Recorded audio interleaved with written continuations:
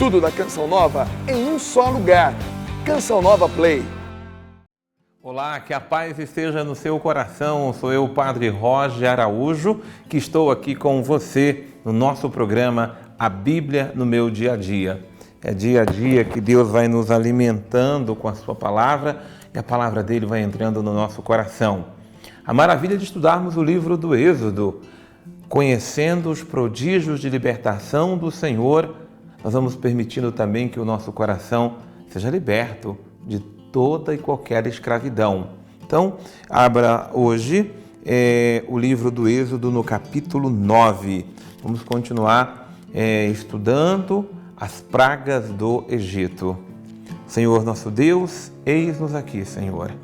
Vem dirigir nossos passos, vem orientar o nosso coração, vem iluminar a nossa mente e a nossa vontade para que possamos conhecer a Tua vontade, Senhor. Para que possamos nos converter a cada dia, para que esse coração muitas vezes endurecido, esse coração que não se abre, esse coração se converta para Ti. Fala-nos, Senhor, fala-nos através da Tua palavra, envia-nos o Teu Espírito Santo com todo amor e com todos os dons, conceda-nos a sabedoria, a inteligência, o conselho, a fortaleza, a ciência, a piedade, o santo temor, Senhor, para que em tudo possamos crescer na Tua vontade. Dai-nos Tua bênção, Tua graça e a Tua proteção, em nome do Pai, e do Filho, e do Espírito Santo. Amém. É sempre uma riqueza a cada dia a gente estudar a palavra de Deus. É Deus que vai nos falando, é Deus que vai nos convertendo, é Deus que vai nos convencendo do Seu amor e da Sua bondade. Uma coisa muito importante quando vamos nos colocar diante da palavra de Deus. Às vezes vem diante de nós questionamentos humanos, porque nós queremos uma resposta para cada coisa a partir daquilo que é a nossa cultura, o nosso conhecimento, e nós queremos fazer uma interpretação literal de acontecimentos passados. E não é assim. Nós conhecemos aquele elemento cultural, aquela vivência em que o povo está, e Deus nos dá uma sabedoria de tirarmos ali elementos espirituais para a nossa vida. Não é para estudarmos, para compreender, mas por que foi praga tal? Por que foi acontecimento tal? Não, foram acontecimentos que se realizaram dentro de um contexto histórico e agora a gente vai tirar desses acontecimentos, elementos para o nosso amadurecimento espiritual. Amadurecimento como homem de Deus, como mulher de Deus, como pessoas de Deus. Abrindo então a Bíblia no capítulo 8, é assim que diz. Então, aliás, abrindo a nossa Bíblia no capítulo 9, tá?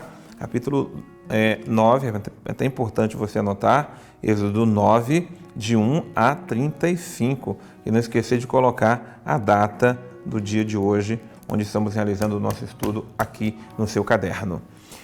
Mas o Senhor disse a Moisés: apresenta-te ao faraó e fala-lhe, assim diz o Senhor, o Deus dos Hebreus. Eu até paro diante aqui desse fato, quando o Senhor mesmo diz que Ele é o Deus dos Hebreus. Que Deus é esse? É o Deus do nosso povo. É o Deus que ama tanto o seu povo, que se apresenta como o Deus daquele povo. Quem é o nosso Deus? É o Deus que nos ama. É o Deus que se apresenta a nós como nosso Deus, como nosso Senhor, como o nosso libertador. Então, deixai partir o meu povo para me prestar culto. O princípio é esse. O Deus é o Deus dos Hebreus, é o Deus do nosso povo. No próprio versículo 1 está dizendo isto. E a ordem é sempre esta: deixa partir o meu povo para me prestar culto. Deus não quer só nos libertar da escravidão. Tem muita gente que vê Deus libertando a sua vida, transformando a sua vida e tirando da condição da escravidão. Mas não basta ser liberto, porque a verdadeira libertação é quando deixamos de cultuar ou de servir, seja quem for, para servirmos, cultuarmos o Senhor nosso Deus. Então, é importante ter isto no nosso coração. Não basta ser liberto, é preciso que o coração esteja voltado para o Senhor nosso Deus. Deus vai usar todos os meios e maneiras para tirar o seu povo da escravidão, mas o que Deus quer são corações voltados para Ele, para adorá-lo como único Senhor. Deixa partir o meu povo para me prestar culto. Se te recusares a deixá-los partir, persistindo em detê-los, a mão do Senhor fará sentir sobre os teus rebanhos que estão nos campos, sobre os cavalos, jumentos, camelos, bois, ovelhas, como uma peste mortífera.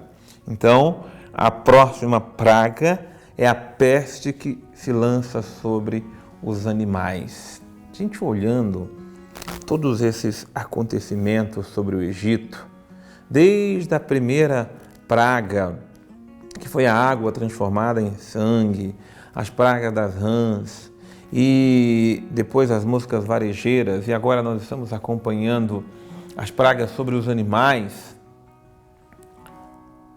e a gente fica a se perguntar, não é?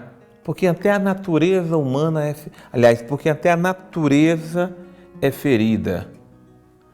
Toda a natureza é ferida para que a natureza humana seja liberta. Porque Deus é aquele que segue o princípio primordial das coisas.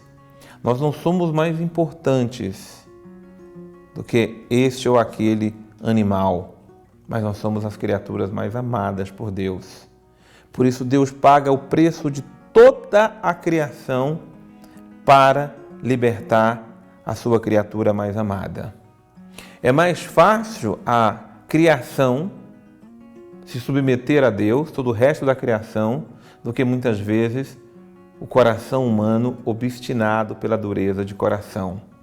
Mas Deus inclina e faz declinar até a própria natureza para que o seu povo seja liberto, para que seus filhos sejam libertos, para que eu e você alcancemos a libertação e a conversão ao Senhor nosso Deus.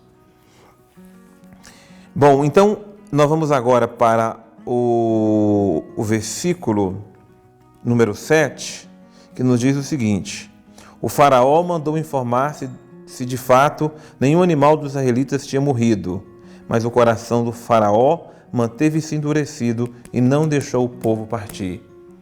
Os animais dos egípcios tinham morrido e o do povo de Deus não, mas mesmo assim isso não converteu ou não convenceu o coração do faraó.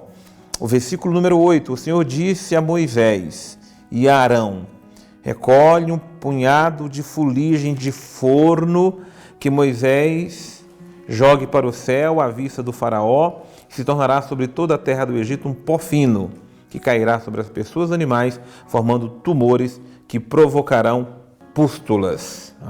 Então agora a próxima praga são os tumores que caem nas pessoas e nos animais. Nem os magos puderam comparecer à presença de Moisés devido aos tumores, porque estes formaram nos magos como nos demais egípcios. Mas o Senhor endureceu o coração do faraó, que não atendeu ao pedido de Moisés e Arão, como o Senhor havia predito.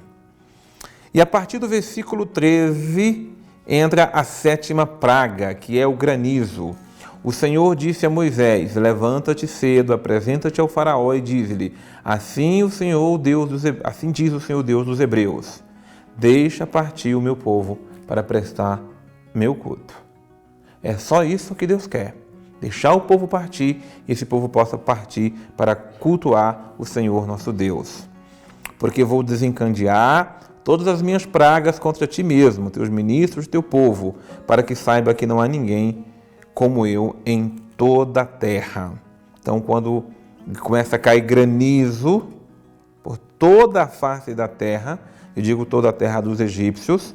O versículo 20 nos diz assim: alguns dos ministros do faraó, que temiam a palavra de Deus, mandaram os escravos e os gados refugiar-se sob um teto. Mas os que não deram importância à palavra do Senhor, deixaram os escravos e o gado no campo. A palavra de Deus é dirigida a todos os corações e a todos os homens. Mesmo que esta ou aquela pessoa não pertença ao povo do Senhor, Deus considera todos os seus filhos. Basta que sejam tementes a Deus. Eles, sendo ministros do faraó, foram tementes ao Senhor, por isso encontraram na palavra do Senhor refúgio, proteção e segurança. O versículo 27 nos diz: então o faraó mandou chamar Moisés e Arão e lhes disse: desta vez eu pequei. O Senhor é que está com razão. Eu e meu povo somos culpados. Ainda que seja um convencimento superficial, ele tomou reconhecimento, de alguma forma, de que havia pecado. Mas um convencimento superficial, ou um reconhecimento superficial do pecado, não é necessário para o coração, não é o suficiente, melhor dizendo, para o coração se abrir. Moisés retirou-se da presença do faraó da cidade com as mãos estendidas ao Senhor. Cessaram-se as trovoadas e granizo e parou de chover sobre a terra. Aí vem o versículo 34. Vendo o faraó que haviam cessado a chuva, o granizo e os trovões, tornou a pecar. Ele e os seus ministros endureceram o coração. O coração do faraó permaneceu endurecido e não deixou partir os israelitas, como havia ordenado por meio de Moisés. Ou seja, quando a conversão, o convencimento não é verdadeiro, o coração volta a se endurecer e nós voltamos a cometer os mesmos pecados, porque a conversão não foi sincera, o reconhecimento não foi profundo, ele não foi autêntico. Por isso, mesmo diante de tantos prodígios, o faraó endureceu seu coração e não deixou o povo partir para a libertação. Nós vamos agora chamar o nosso irmão Padre Antônio Xavier para que possa agora nos trazer mais elementos para crescermos no nosso estudo diário da Palavra de Deus. Outras 3 pragas nos são apresentadas agora. Também essas 3 pragas derivam do processo que acontece com a água do rio Nilo. Essa água que se tornou na primeira praga como que de sangue, né, por causa da presença de algas, que terminou fazendo com que os sapos saíssem dali e por causa da ausência dos sapos as moscas se desenvolveram. Agora nós chegamos numa outra praga, que os animais que bebem a água do Nilo são intoxicados e por isso morrem. É interessante essa divisão de que só morreram os animais que são egípcios, não morreram os animais que eram cuidados pelos judeus. E isso é uma coisa que impressiona, como pode uma parte e a outra não. Mas é simples. No Egito, os animais eram considerados como que sagrados. Existiam inclusive cemitérios específicos para animais. E no caso dos judeus, não eram considerados desse jeito. Então as criações são feitas em locais separados. A água do Nilo era utilizada só para esses animais dos egípcios. Os animais dos judeus são cuidados de outra forma, em local separado, nem se juntava, porque uns seriam comidos, né? E os outros eram considerados como sagrados, essa separação. O que não quer dizer que os egípcios fossem vegetarianos, não é nada disso. Mas os animais têm um tipo diferente de cuidado e por isso, pelo fato de terem tomado essa água cheia dessas algas, eles terminam por ser intoxicados e morrem. Depois nós vemos uma peste, né, que é lançada ali e gera tumores, né, quer dizer, problemas na pele dos animais e também das pessoas, e que é dito que Moisés deve pegar uma fuligem do forno e jogar, né? Aqui nós chegamos à questão da fuligem vulcânica que ali se encontra. O que ocorre? Nesse tempo onde a água não pode ser utilizada, porque ela está cheia desses negócios, não pode ser utilizada para uma boa higiene, nós terminamos por ter um problema que é aquele das doenças de pele. E aqui, claro, né, imagine, sapo, mosca, esse tipo de alga. A gente tem de tudo para gerar problemas de pele mesmo, e essa fuligem já está quase que toda contaminada, porque animais que morrem, é uma podridão sem fim. É um descontrole que gera consequências muito grandes ali dentro do Egito, e por isso as pessoas também são atingidas por esse fato. Agora é interessante o granizo, quando apresentado aqui como uma peste, que não é o nosso granizo, né? O granizo nosso é de chuva de gelo, né? Colocado assim. E nesse caso não, o granizo é uma fuligem que se coloca sobre ali toda essa região do Egito como um sinal concreto de uma praga enviada por Deus. É difícil dizer o que seja essa fuligem, mas é possível intuir duas coisas. Uma, ou a escassez de água no Egito provoca essa poeira que ali se coloca e que depois termina sendo até muito prejudicial para a respiração, ou então, novamente, aquela questão da fuligem vulcânica que ali se prolifera e que onde cai, mais ou menos vai sufocando pelo fato de ser muito ácida. E aqui é colocado desse jeito. Volto a dizer, esses eventos alinhados, né, ainda mais numa sequência tão grande assim, é que representam a aflição do Egito por parte de Deus para que solte o seu povo. São eventos naturais, mas estarem encadeados assim exatamente naquele tempo é o sinal propriamente de que é Deus quem está intervindo e que o faraó não tem força nenhuma para evitar coisa alguma e também vive as consequências disso ali. E você veja que tristeza. Mesmo vendo todos os sinais que se realizaram sobre o céu, o faraó, vendo que havia cessado a chuva, o granizo e os trovões, ele tornou a pecar. Ele e os seus ministros endureceram o coração, e o coração do faraó permaneceu endurecido. Nós muitas vezes somos assim também. Quando estamos nas dificuldades, nos temores, nos tornamos até pessoas mais piedosas. Mas depois que passam os sufocos da vida, nós esquecemos do Senhor e não deixamos o nosso coração convertido, mudado de verdade, porque a verdadeira conversão, ela não vem nem do medo, nem do temor, mas ela vem do amor sincero e verdadeiro a Deus. É este coração convertido que nós queremos te pedir, Senhor. Dê-nos um coração verdadeiramente convertido. Não pelo medo do castigo, não pelo medo do mal, mas pelo amor profundo ao Senhor. Nos dê uma conversão verdadeira e sincera, nos dê um coração contrito, verdadeiramente arrependido dos nossos pecados, para que possamos te amar, Senhor, sobre todas as coisas. Converte o nosso coração e seremos convertidos, Senhor, para a glória do Teu nome. Dai-nos a Tua bênção, dai-nos a Tua graça, dai-nos a Tua proteção.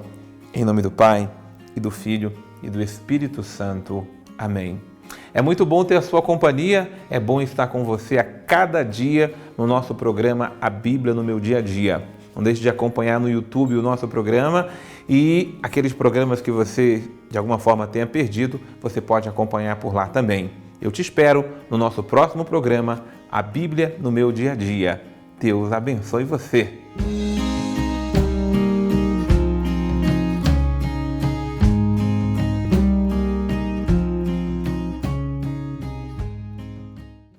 Tudo da Canção Nova em um só lugar.